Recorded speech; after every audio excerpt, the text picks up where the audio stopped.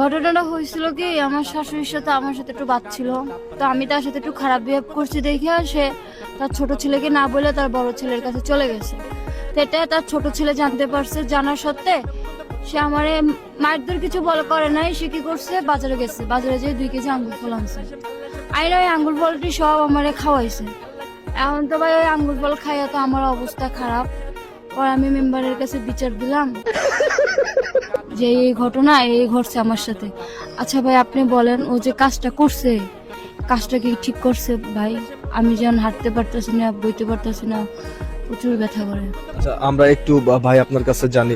ভাই আজানের সময় আমি মিছে কথা কবল, আজান দিচ্ছে, সবাই আমরা মুসলমান।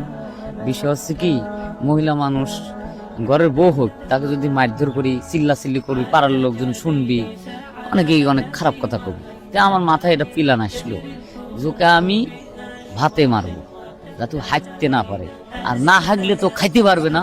খাইতে যখন পারবে না তখন বুঝবে যে মুরব্বীকে অসম্মান করার মানে জ্বালাটা কি, এটাও শাস্তি ভাই। আসলে এই জন্যই কিংবা মূলত আপনি 2 কেজি আঙ্গুর ফল কিনে খাওয়াইছেন, যে আঙ্গুর ফল খেলে তো মানুষের শরীর সাধারণত আমরা জানি কষা হয়ে যায়। কষা হইলে কি করবি, পিসাব পায়খানা সব বন্ধ হয়ে যাবি, আর যখন বন্ধ হয়ে যাবি তখন উঠতেও পারবে না, বসতেও পারবে না। ও বুঝবে যে শাস্তি কত প্রকারের আমি দিতে পারি।